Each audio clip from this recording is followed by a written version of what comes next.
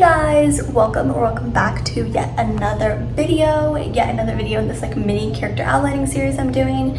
My name is Marcelina. I'm a teen writer, a teen author. I have 2 published books out, The World That Divides Us and Labeled Innocent Presumed Dead. They're both YA mystery romances. This one is a little bit more like true crime, like solving cases, investigative, authority, detective type work. This one is a little bit more murder mystery, like one mystery, who did this to you, versus a love triangle. So pick your poison. They're both really good in my opinion. No spice, there is minimal cursing and some heavier topics, so check trigger warnings. You can find those on my website, but both of them are available on Amazon, Kindle Unlimited, and Barnes & Noble. Now that we got that standard intro out of the way, I obviously am back with more characters to outline, and this video is gonna be different, maybe more chaotic, more scattered. I've done 2 videos in this mini-series thus far. My female main character, Athena Calloway, and my male main character, Levi Salvatore. However, it contains a massive cast of characters, probably the largest cast of characters that I've ever written in a book. And because it is a standalone, not a series, I don't have series room to play with here. So that's going to be an undertaking, to say the least. And I'm trying not to bite off more than I can chew, but I'm very ambitious and I cannot help myself. So we're gonna at least try to attempt it, because I think for the sake of the storyline, it makes sense. And for this like summer camp slasher kind of thing, I need multiple people. We are going to be outlining not 1, not 2, but 3 characters this week in this video. Now you may be like, Marcelina, what? You had a whole video for one character and a separate video for another character, and now you're trying to do one video for 3 characters? What is wrong with you? My logic here is that I'm not gonna do like a full character profile for all of these people, simply because I think I still want to do some test questions. I still want to follow my template, which by the way is in the description down below if you want to make a copy for yourself and use some of my sentence starter thought-provoking tips to help you outline. But like, I still want to answer those. I still want to kind of pick out the seeds of each character so I know what the heck I'm doing, so I can go into it knowing what type of person they are, what type of character they are. Like, I understand them to a quintessential level before I start writing, which I'm going to start writing during the summer, by the way. But they're not, how do I say this? They're not characters that are like as important as our main 2. They're like, we're in their POV, or they're like in the story 24/7. Actually, aside from maybe one of them, I don't know if the other 2 are gonna get any page time. Like, they might, I'm thinking they're gonna be the type of characters that are mentioned a lot, and they're obviously essential to backstory and motive purposes, but are they gonna actually have like page dialogue time? Like, they're actually gonna be shown in the present story timeline? I don't know, probably not. 90% saying no. So therefore, I don't need to have a full developed 2-page Google Doc on them. We're just gonna kind of do a condensed version. The characters that we're going to be developing today are all in the family tree, the family bloodline of our main characters. So it is going to be Athena's father, Paul Calloway, which by the way, I do already have names for these people. I know usually part of the video and like part of my process is coming up with the names, but because these people, like, I already kind of hinted at their backstory and kind of already explained it and figured it out when I was writing the backstories of the main characters, if that makes sense, since they're all family, like I needed that for that. I have already figured out their names. Athena's dad is Paul Calloway, and then jumping over to Levi. Levi's dad is Chris Salvatore, and his mom is Tala Manolo. I think I put as her last name. I have to look at that. So yeah, those are the ones we're gonna be focusing on in this video. We're gonna do, again, very shortened character profiles for them, because I don't need to know a lot of information, but I still need to know. And I think because I just came out of Athena and Levi, and I did already bring them up, only went halfway with them and then stopped, because again, it wasn't about the parents, it was about Levi and Athena. But I think while it's still relevant and fresh in my brain, I literally just finished outlining Levi yesterday. I think it would be best, instead of skipping around, to just keep in the family tree, keep in the Salvatore family and the Calloway family, and focus on the family tree next. So that is what this video is about. I hope you guys enjoy. Hey guys, I just wanted to make this clip and say a few things, catch you up on a few things. First of all, first and foremost, my creative well is officially refilled. Like, I genuinely have never felt so hyped and motivated to work on a book. I don't think since I like started labeling this and presumed death, like way back in the day, early 2025. My family and I went up to the mountains yesterday. It was super duper fun. We went hiking and there wasn't as much snow as we would have liked and we were hoping for, so that was a bit disappointing. And we didn't go like extremely hiking, but the views were really pretty and it was just so lovely to be back in nature again. I feel like for the majority of my spring break, I was pretty much cooped up in my house. This was a nice change of pace for sure. I actually did record some clips. I have some photos and some videos that I recorded. I will put those on the screen if you're like interested in in that little montage. Cue the clips.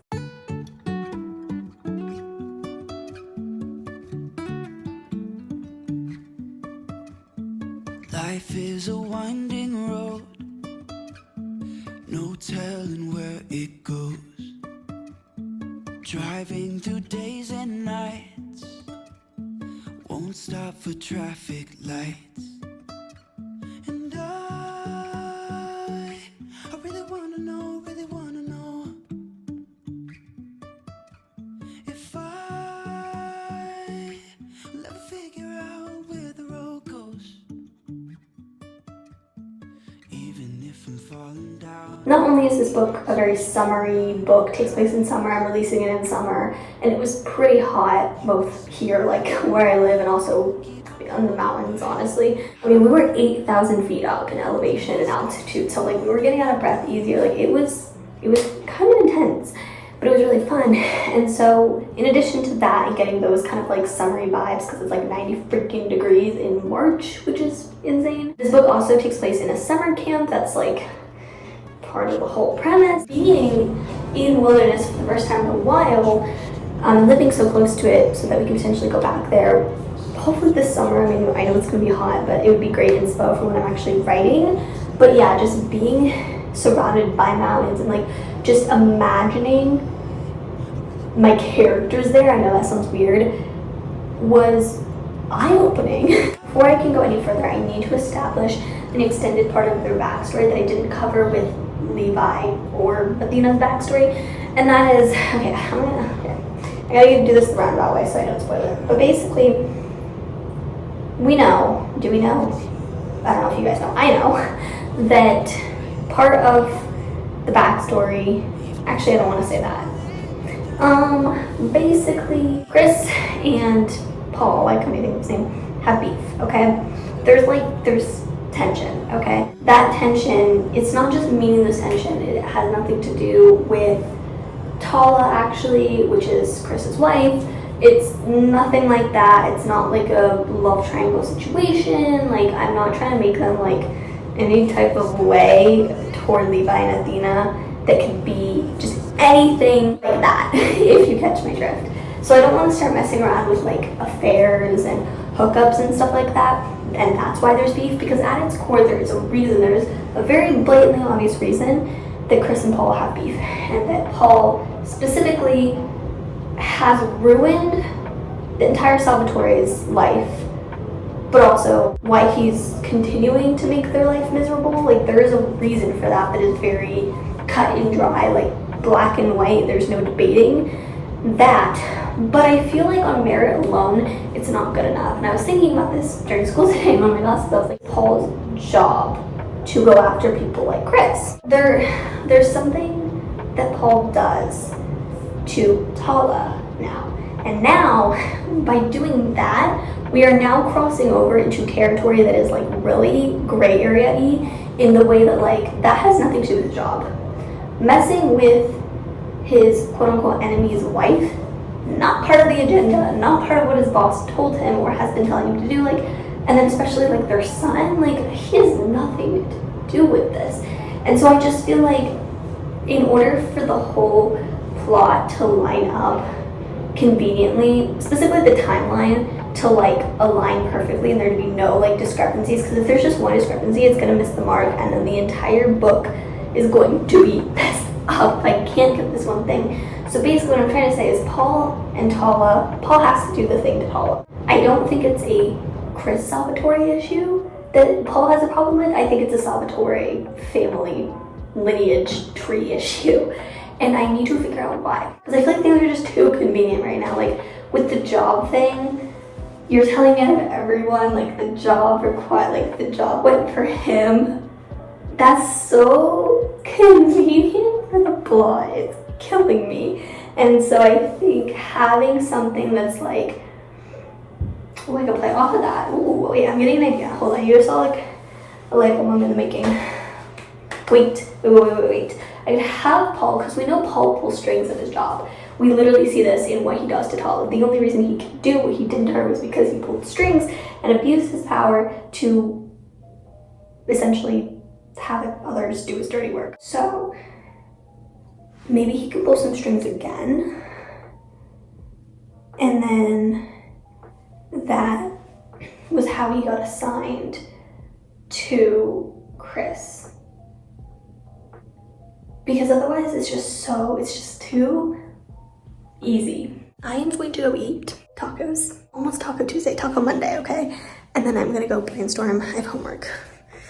It's okay. During my homework, I'm going to try not to get distracted, hint, get distracted, and try to brainstorm more, figure this out, and I will come back to you with more updates on anybody. But right now I'm like really engrossed in like, I don't know, Chris and Paul. I feel like Tala, like, I don't know.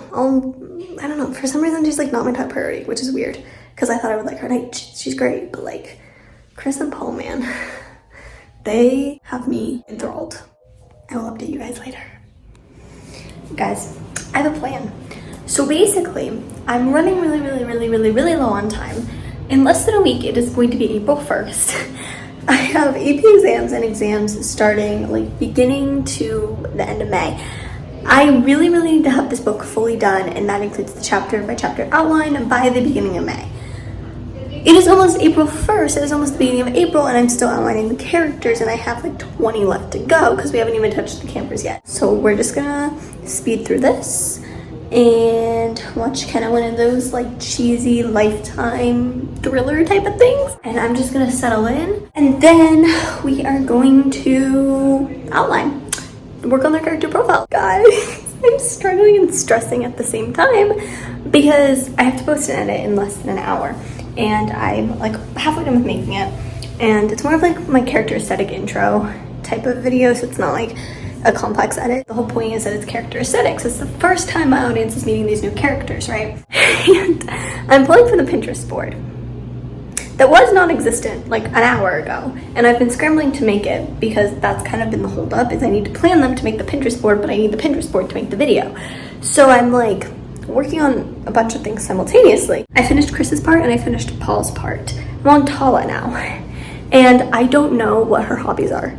I genuinely do not know what she does in her free time other than being the wife of the lifestyle that Chris is a part of and supporting him through that. But I had an idea because, okay, so they met, I don't know if I said this in Levi's vlog, but basically their love story, Chris and Tala's, it's really cute. It's like the first healthy relationship, parent, like family dynamic I've ever written, and their love story is so cute. Like, oh my gosh, I would write a spin-off book about it, no joke. She was a grocery store cashier and he was what he is still now. Anyway, completely different lifestyles, and he basically went in her line at first, and she's just this ray of sunshine, and he has just a very dark life. It's giving me Joey and Eva low-key, and he just has such a dark, depressing life. Death is like a second nature to him, and she was just this bubbly ray of sunshine that like her kindness went beyond just like customer service. Like, she was so genuine, and he loved that. So every week he would go just in her line on her shift to talk to her, and she wasn't bothered. Like, this wasn't harassment. Like, she genuinely loved talking to him too. Finally, months later, he asked her on a date, told her everything about himself. So there's no secrets, there's no miscommunication in their relationship, by the way. So like, no, don't worry about toxicity there or like her finding out. She already knows. Sorry, I'm talking really fast because I'm like excited but also stressed. Anyway, when I was thinking about their current occupation, and keep in mind that was like 2 years before Levi was born. So, you know, we are looking, Levi is currently 17. So if that was 2 years before he was born that they met, they've been together for 19 years, which is great and all. I imagine Tala to be incredibly smart and self-sufficient and doing well for herself. Like, she's the definition of I don't need no man. And I just feel like limiting her to that seems like such like a unrealistic, like roll your eyes kind of thing. Like, she's still a cashier, like, I don't know. So I'm like, what can I make her now? Obviously, it's been almost 2 decades, basically 2 decades. Like, what is she doing now, you know? And there's a huge age difference too, you know. When she was working at this grocery store, she was like 30, yeah, like 30. Now she's almost 50. So it's like, I'm trying to think, what would she do? Because also, with something that happens to Chris, he's bringing in money, just not as much money as he was before. All thanks to Paul, bro. Paul is messing everything up. And so, Paula needs to do something that kind of brings in money. It basically is what I'm getting at. So I'm like trying to figure out what her occupation is. But then I had this idea. I was like, what if her job, her new job, actually ends up playing a role later on in helping either Athena or Levi? And maybe we don't know it's her, but then when we reveal the job, it's like, that was Tala? That was Tala. So, I'm now thinking about what that could be. What jobs would bring in a decent amount of money that could be useful for a purpose in the plot, for like an escape route. But, oh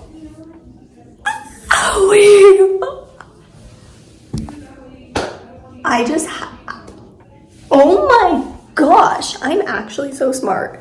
What the heck? I'm so sorry. Y'all just saw a plot twist reveal in the freaking making. Wow.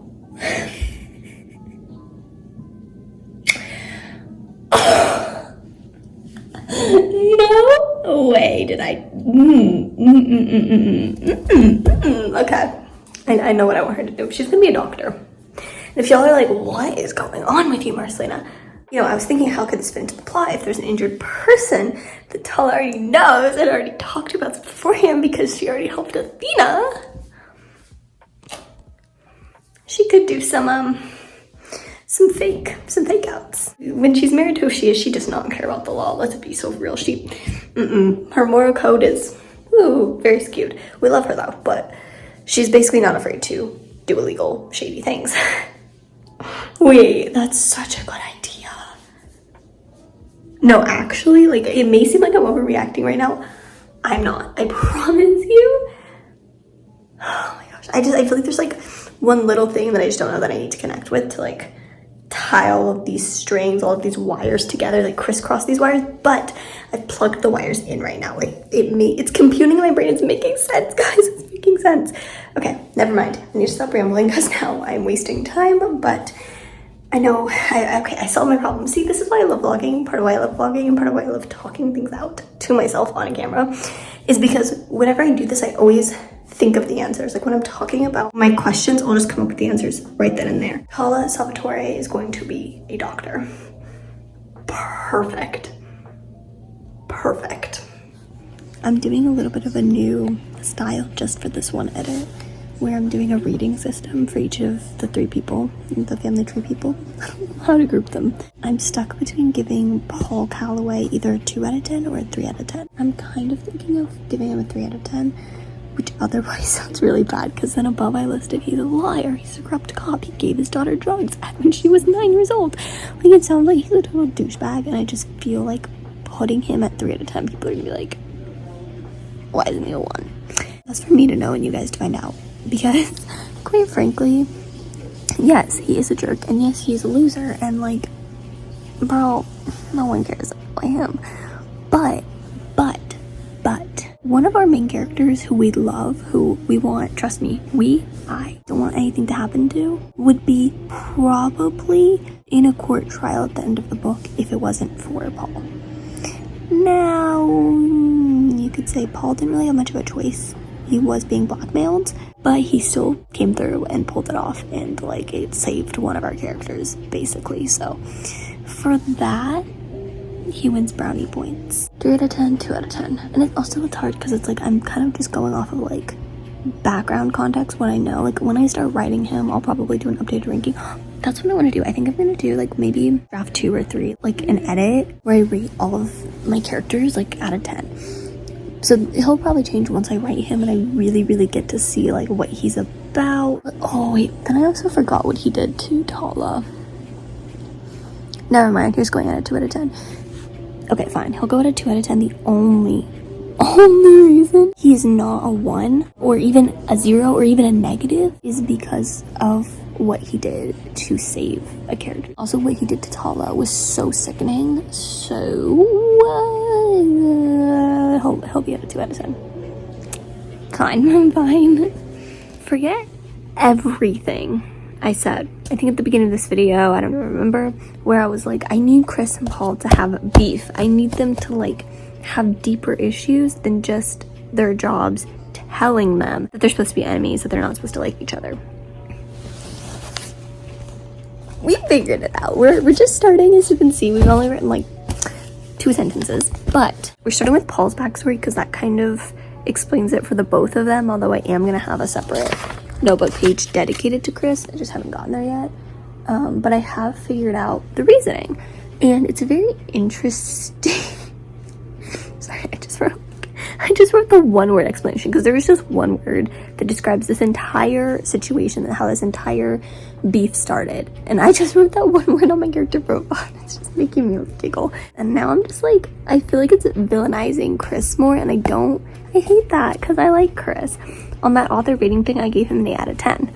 Like, he's a good guy. He is a feminist. He worships the ground that his wife walks on. Like, yes, he does some shady things, but he knows when and how to like leave that at the door and really just make his home a safe space. He's a fantastic father. Whenever you guys start squealing and screaming over Levi and how he's such a gentleman and how he's so patient and caring, remember that his father taught him that.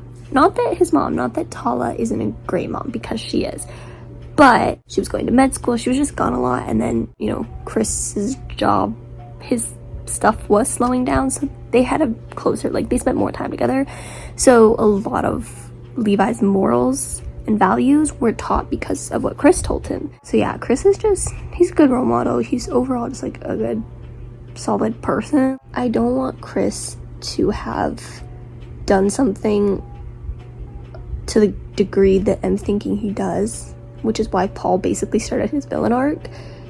But also it's like, I'm thinking, so okay, I can just say this.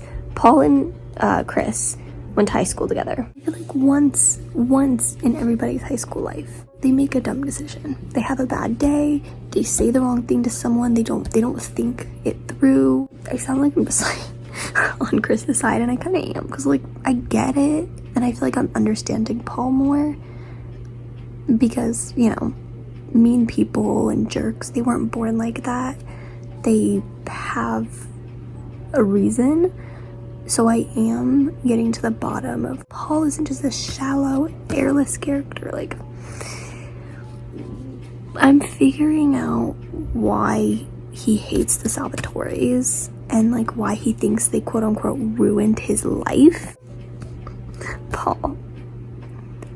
Oh my gosh. It's just, it's complicated. It's just really complicated. Like, I still don't like him. But I am starting to like soften up a little bit. Like, it's like, I wouldn't wish that, being in that position on anyone, but I think Paul is just like overreacting. Like, please take a chill pill, please. Anyway, I'm gonna go back to writing, getting the rest of his backstory down on this notebook, and then I will transfer it to my computer.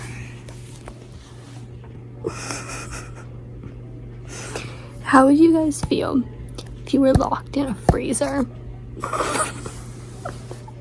So, how do you think Paul felt? First, it was gonna be a wine cellar because I was like, you know, why not? Then I started looking up wine cellars. You know, I'm 16. I obviously don't drink. But then I started looking up wine cellars, and I was like, oh. I don't even know what that is, bro. But yeah, it was more like that, and I'm just like low-key, because I literally asked Google, I was like, can a wine cellar have a lock from the outside? You know, which sounds like a pretty intuitive question, but hypothetically, if his parents were to lock him in, that would kind of be the perfect spot, considering the fact that he is a drug addict now, but doesn't like alcohol, and I kind of want to put some like backstory into that. The more I'm looking at pictures, I'm like, I can't imagine it, and I'm not gonna write something if I can't easily visualize it, or if it just doesn't feel or sit right with me. And that just like the logistics of like him fitting in that and stuff is just like, I don't want to deal with all that. So then I was researching keeping things cool, and so to me, when I think about keeping things cool, I think about refrigerators and freezers. But like, you know how, and my family and I used to have this like a really long time ago. I think we have it in our garage, and I know a lot of people keep it in your garage. So like a lot of refrigerators nowadays, you have, well, for us, we have a refrigerator at the bottom and then the freezer's at the top. I know a lot of people, your refrigerator is the main part of it, and then there's like a thing you pull out, and then that's your like freezer drawer. You know those like mini freezers? They're like, I don't know, maybe 3 or 4 feet tall, and it's just like, it's just a freezer that you put in your like, garage or something. That's kind of what I'm thinking. And because Paul at this time was, I would say, like 9 to 11-ish is the range I'm going for, just for maturity and ignorance purposes of what he knows versus what he doesn't and shouldn't know at that age. Like, he's pretty small, pretty short, so I feel like having like a 4-foot freezer, like the point is that they were trying to make him uncomfortable enough where he had to like get into a ball to fit. So like, I don't want it to be some like 5-foot thing where he like could practically stand in there. Not that that wouldn't be miserable nonetheless, but then I was like, what if I do that? You know what they say? They say 2 things actually: hurt people, and also villains are not born, they are made. That is insane. I will say though, not even a redeeming quality, just like looking at this so objectively, like Paul going from being locked in a freezer when he was like 10 years old to becoming a police officer is a big accomplishment. That's like, that's growth. That's like, wow. Main character energy, for real. But still bonkers. It's just like Mad Hatter craziness in my head right now. If you're wondering how I come up with this, I promise I am okay. I promise. My childhood is great, okay? I don't know, man, how I come up with this. I genuinely could not tell you. Like, if y'all had to live in my head for a day, I'm telling you, it would be some Alice in Wonderland stuff, because it's just constantly this nonsensical maze of absolute madness, and I don't know. But yeah, so that happened. Add that to Paul's backstory sheet, shall we?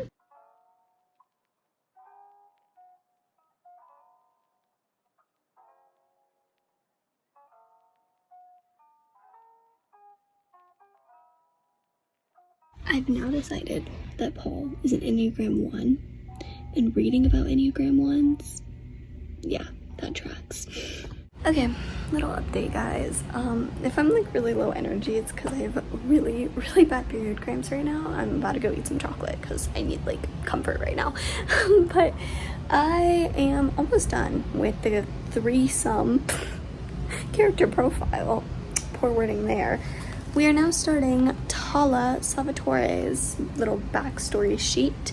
I don't know if I've ever explained this. So I have the digital Google Docs template, like the little table where I fill out their character profiles. You know, that's where I have their name, their role in the story, their age, their appearance, their personality, strengths, weaknesses, greatest fears, mental health struggles, all that stuff. I have it in a Google Doc, and in a Google Doc only.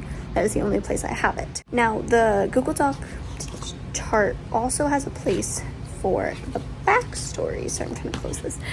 But I also have my little handy dandy cutesy notebook where I write down, like, well, I don't just write down backstories in here. I know I did this for Labeled Innocent, Presumed Dead.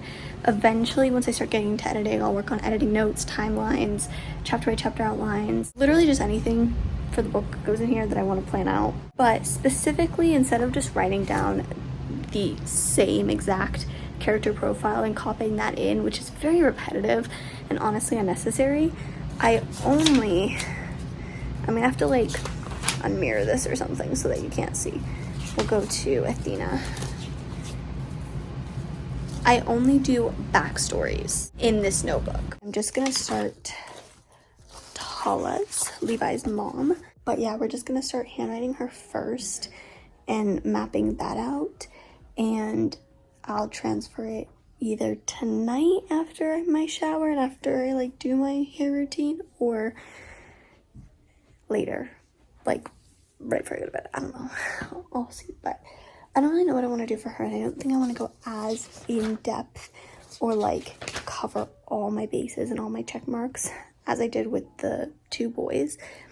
I feel like because I figured out the beef between them, their high school life is far more significant than Tala's. Not that Tala's didn't matter. She is a sweetheart. I love her. But like, I don't know. I just feel like I need to be realistic. I'm on a time crunch. I already don't have a lot of time today as it is. It's Sunday, March 29th. I have school tomorrow. It's almost 7 p.m. Like, I don't have time to overdo it on details that will never matter. Not that we're going to cut corners or rush it. I just need to be very, very, very aware and intentional. And I'm still trying to decide if I want her to be an immigrant, if I want her parents to be immigrants. I think I'm leaning more toward that because I want her family, specifically her parents, to be like kind of like traditional Asian Filipino household where they definitely do not approve of her dating a white man. I do want to highlight her family life, don't get me wrong. I just don't know how far into that I want to go, like how far into the lore I want to expose myself to. But yeah, let me also, before I end this clip and eat my chocolate, let me read a little bit, just a tiny snippet, a tiny fraction of Chris's backstory. There's this character that we're calling Theater Kid for right now, and he's important to Chris's life and Paul's life. He's kind of in the middle. And I wrote down, had a large supply, and it was enough to make that Theater Kid a regular customer. But Theater Kid was someone who'd scammed Chris countless times and bullied him for having no one who loved him. So Chris decided the best revenge would be to bully him for his love life. And it was satisfying in the moment, but then after being held back during senior year and forced to repeat the grade of senior year, Chris matured and eventually was just like, what was I doing? Like, well, that was stupid of me.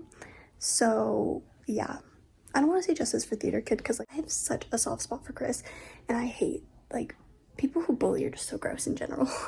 But I also don't believe in like, if someone bullies you, that gives you a pass to bully them back. Like, just no, you're no better than them. So like, I don't know. I applaud Chris for maturing, and Theater Kid, I hope he found a nice boyfriend. But yeah, I really hope y'all are asking the questions and are curious and intrigued of like, ooh, what's the revenge that Chris got on the Theater Kid? And let me just hint to help you guys out in your theory making sessions. Whatever revenge, whatever scheme to expose his love life, ooh, what love life, also was a revenge against Paul, or at least Paul took it that way. That's your hint of the day, okay? No more hints. They've expired. You've drained your free passes. So anyway, it's definitely tense between them, and I think it boils down to Paul not being mature and Chris eventually maturing. And like, yeah, you're not the same person that you are or that you were in high school, and I think Paul needs to learn that. But that is going to cause just such a difference in people that there is going to be so much tension. Years-long war. Oh, I'm so excited. Everything's brewing right now. I'm figuring it out. It's going well. I think I would definitely, by far, figuring out the backstories has been my favorite part of doing this character profile for the Salvatores and the Calloways. So anyway, I will update you guys later. Okay guys, and with that, that is going to be the end of this week's vlog. We are officially done at, I don't even know what it is today, the last day of the month. Wait, today's the last day of the month. Tomorrow is April Fool's. Oh, that is hilarious. Today is Tuesday, March 31st. It's like 2:40 p.m. and we have officially finished Paul, Chris, and Tala's character profile, the looped up into one, condensed one. It took a lot more time and a lot more out of me than I expected. You know, when I started this, you may have been like, oh, she's so calm, like she's got this under control. Joke's on me. These 3 characters literally have made me never want to touch this book again, never want to think about writing or books or the logistics of how to make a good character and like character arcs and stuff ever again, because I'm just so sick and tired of them. And I say this half lovingly because Paul just can get out. Like, he can just go sit himself in a dumpster and sleep there every night. That's how I feel about him. Chris and Tala are so cute. Like, considering they're both really minor, small side characters, it is insane just how much I love them and I love the relationship.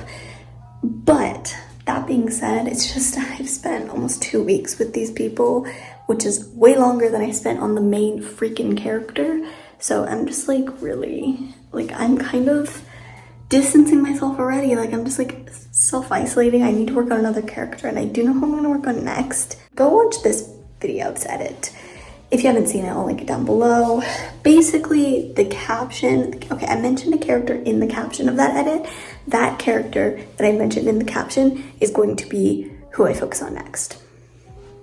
Little bit of a sneak peek for you guys that are still here, still watching. But anyway, that is it for this week. It's been a testing of my patience, that's for sure. I'm really trying to grow my community, and yeah, if you're invested and want to see kind of how these characters come into play and come into action in the course of events, in different actions of the plot, stay tuned, because this summer, like 2 days after I get out of school, I am gonna start the first job. So I would love to take you along for the journey. Also, something to look forward to, because I've been getting a couple questions. Beginning of May, I'm gonna take a break in my regular vlogging and I'm gonna have a very special video go up. Hint, hint, it has to do with the title. So in about a month, look out for that. And that's not an April Fool's, an early April Fool's joke, I promise. Like, I'm legitimately doing that. Anyway, thank you so much for watching. I love you all so much. I hope you have a great day or night wherever you are. And I will see you all in the next video very, very soon. Bye.